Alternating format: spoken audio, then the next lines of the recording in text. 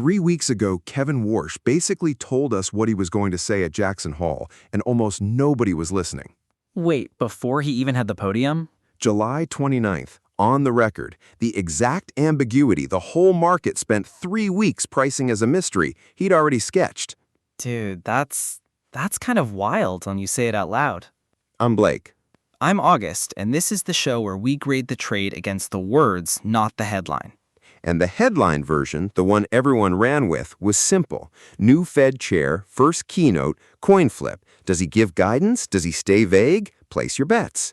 Right, because Warsh has a reputation for scrapping forward guidance entirely, so the desks going in genuinely didn't know what they'd get. That's the story as told, August. Big unknown, August 28th, 10 a.m., everyone holding their breath. But you're saying it wasn't actually unknown. I'm saying the signal was sitting in plain sight for 3 weeks, and this episode is about grading that setup, not the speech itself. The speech gets its own hour once it's actually on tape. So today we're not judging what he said. We're judging what everyone should have already known before he opened his mouth. Okay, so walk me into it. What was actually on the calendar for the 28th, and why did 3 weeks of desk positioning hinge on it?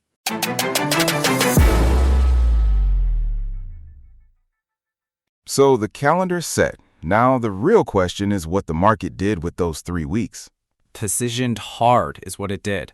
Before the keynote even happened, the rate desk crowd on X was already running countdown clocks to Friday morning. Countdown clocks? For a speech?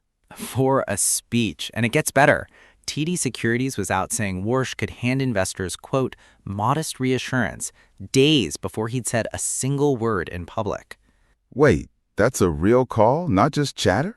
A real desk note, circulating on financial news feeds before he'd even landed in Wyoming.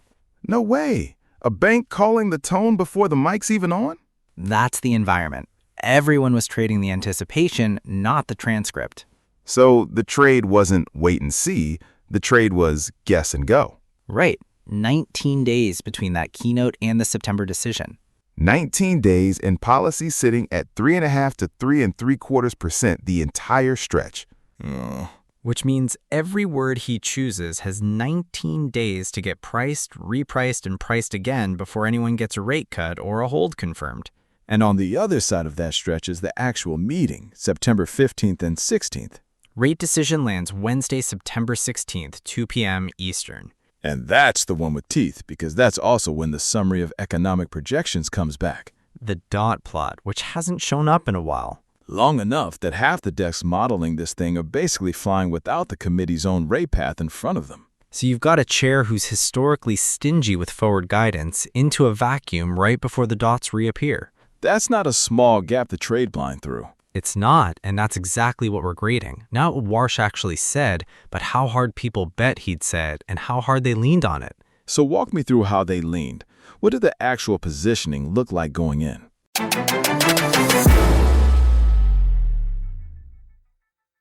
So you had 3 shops, 3 different bets, and none of them agreed with each other. Right. Start with TD. Molly Brooks, their U.S. rate strategist, called this an asymmetric risk to markets days before he stepped on stage. Asymmetric how? Meaning, the downside for bonds if he says nothing is bigger than the upside if he says something. One direction hurts more than the other helps. So TD's own desk was hedged for disappointment.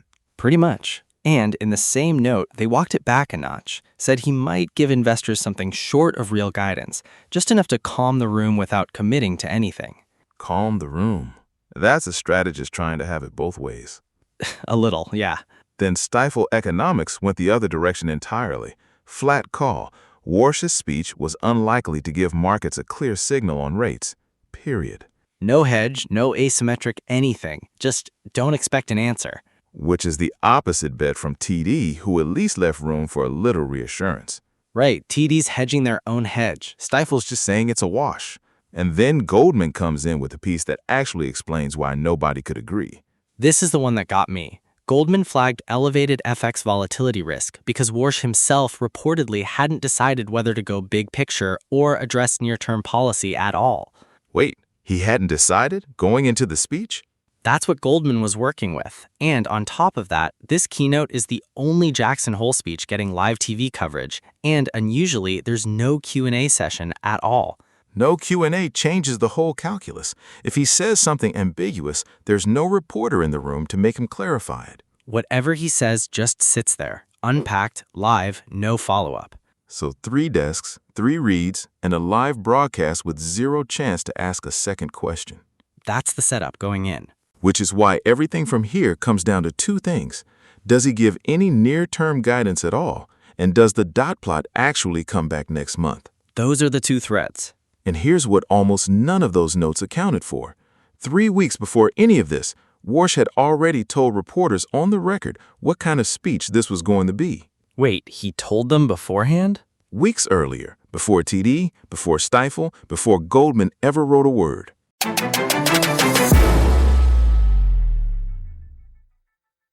Okay, so back up 3 weeks from the stage. July 29th, Warsh is on the phone with reporters, and somebody asks him point blank what this speech is going to be. And? He says his Jackson Hole remarks would aim to, quote, frame the big questions, not hand out near-term guidance. Wait, he told them the answer before the market even started asking the question? That's the pivot. He named the shape of the speech a month early. So every desk arguing whether he'd give guidance, they had his own words sitting right there. Right there. And there's a second line from that same call that I think matters more. He also said the Fed is, quote, not constrained by market prices. That's Warsh basically telling the rates desks, stop trying to read my mind through the futures curve. Pretty much. If prices don't constrain the committee, why would he calibrate his speech to what prices are begging for?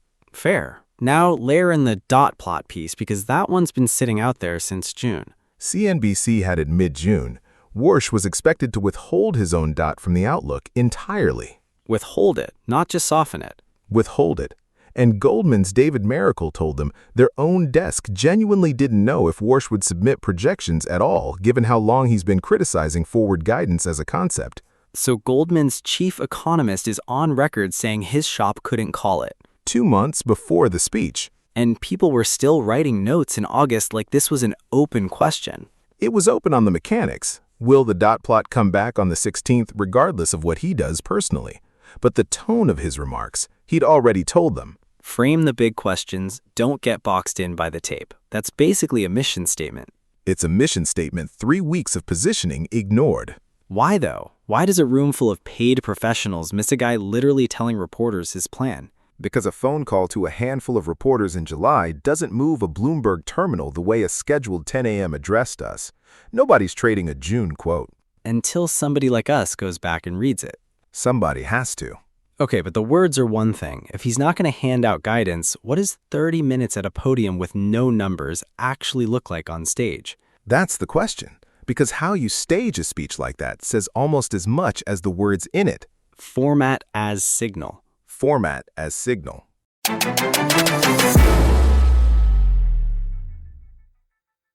The FT had a headline that stuck with me.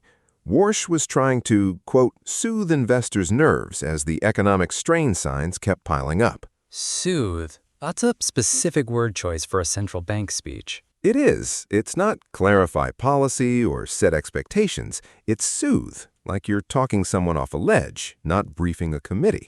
And then they build a format that makes soothing easy and pushback impossible. Right. Walk me through that. This keynote is the only Jackson Hole speech getting a live television broadcast this year, and there's no Q&A afterwards, which for that slot is unusual. So he's on every screen in every trading room live, and nobody in that room gets to ask him a single follow-up? You say the calming thing to the biggest audience of the summer, and then you walk off stage before anyone can test it. That's the part that bugs me. You don't stage a soothing message and then remove the one mechanism that would prove whether it actually held up under a question. Unless the soothing isn't meant to survive scrutiny, it's meant to survive the headline. There was a MarketWatch piece running the same week that had a headline that stopped me, that this kind of change to forward guidance had been tried before by another central bank. Which one? That's the thing. The reporting we've got doesn't say. No name, no outcome, just the premise that Warsh's approach has precedent somewhere.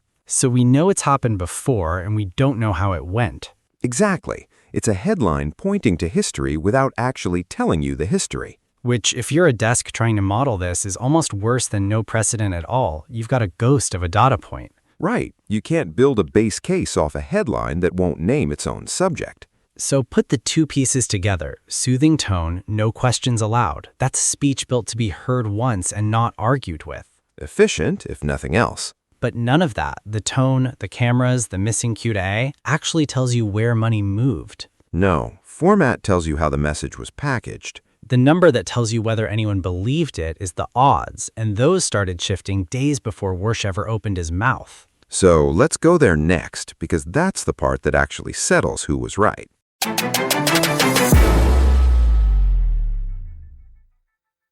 Okay, the odds. Right after the July meeting, that September hike contract was trading near 52 cents. Basically a coin flip. By August 18th, 10 days before Warsh even walks on stage, it's down to about 28.5 cents on both Kalshi and Polymarket. So the market cut the hike odds almost in half before he opened his mouth. And the hold contract went the other way, up to roughly 70.5 cents. What are Fed funds futures doing? Those usually lag. They did lag a little, pricing the hike a few points higher, 31 to 35%. So futures traders are hedging harder than the prediction markets. Which makes sense, futures desks eat the loss if they're wrong. Kalshi traders eat a much smaller bet. Either way, everybody's leaning the same direction. Everybody's leaning hold. And none of that moved because of anything he said on the 28th. Nope. It moved on the read-through we just walked. The July comments, the reporting, the format. So, which brings us back to September 15th and 16th. Right. The actual meeting, decision, and the dot plot both drop Wednesday, September 16th, 2 p.m. Eastern. So for 3 weeks, desks have been trading a speech. After the 16th, they're trading a projection. Walk me through why that's a different animal. You've sat on a desk that had to build a curve off of Fed language before.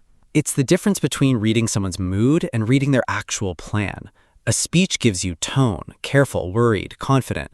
A dot plot gives you 19 people's individual rate forecasts plotted out to the next few years. So you can actually build a term structure off it. Exactly. You can price the whole curve instead of just guessing the next meeting. Every hedge, every duration bet gets built off dots when they're available. And they haven't been available. They haven't, since Warsh started skipping his own submission. So desks have been flying meeting to meeting, speech to speech, no anchor further out. September 16th hands that anchor back. If he actually submits one this time. That's a real if. It is, but assume he does. That changes who's positioned well and who isn't overnight. There's another piece of this we haven't touched, and it's bigger than any one speech.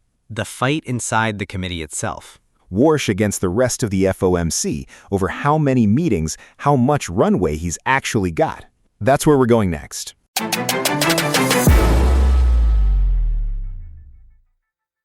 There's a Discovery Alert piece floating around titled Kevin Warsh's 6 FOMC Meetings Proposal and Its Market Impact. 6 meetings, not 8? That's the headline. The write-up doesn't actually spell out what the proposal contains, just that it's tied to him and his moving markets. So we've got a title and no substance. Which is its own kind of signal, honestly. People are trading a name attached to a number before anyone's confirmed what the number means. Fewer meetings a year, presumably, if it's really about the calendar. Presumably. I'm not going to guess the mechanics past what's on the page. Fair, but it tells you something. This guy's got proposals attached to him that aren't even about the speech. Right, and that connects to the other headline sitting out there. Financial Times ran one asking how to stop Kevin Warsh from becoming a lame duck. Lame duck, 3 weeks before his first keynote? Before he's even spoken publicly at Jackson Hole, there's a piece actively debating whether his influence has a shelf life. That's a rough headline to be carrying into a speech that's supposed to establish you. It tells you the political durability question was live independent of anything he says August 28th. So you've got 2 threads running under the market thread the whole time. What does he say about rates? And separately, does the committee even let him run the show? Exactly. Desks were pricing near-term guidance and the dot plots return. But underneath that, there's this structural fight about whether Warsh's voice even hold weight past this cycle. Does September 16th answer any of that, though? The dot plot is a committee document, not a Warsh document. That's the tension. If the dots come back looking like consensus, he wins something. If they look contested, the lame duck framing gets louder. So every thread, guidance style, the dots, the 6 meetings chatter, the lame duck question, all collapses into one afternoon. One decision, one release, and everyone who positioned off his words gets to find out if they read him right. All right, setup's done. Time to see how the trade actually held up.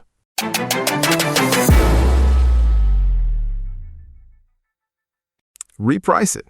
Quick and honest, what did the anticipation trade get wrong? It treated Warsh like a black box when he'd already told reporters what shape the speech would take. Desks priced a coin flip on a guy who'd basically shown his hand. Who should have caught that sooner?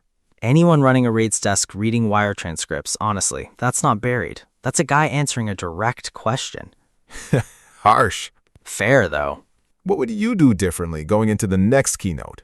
Wheat the person's own words over the sell-side newts guessing at his mood. Start there, then layer the desk chatter on top, not the other way around. I'd add, watch what he does with the dot plot, not just what he says at a podium. Different question entirely. Different question and one we can't answer yet. Right. Grading what Warsh actually says on August 28th and how markets move on it, that's a separate episode once there's a transcript to argue with. This one was strictly about who called it right before he opened his mouth. New episode every Tuesday. Subscribe wherever you're listening. And send this to whoever had money on the wrong side of that flip.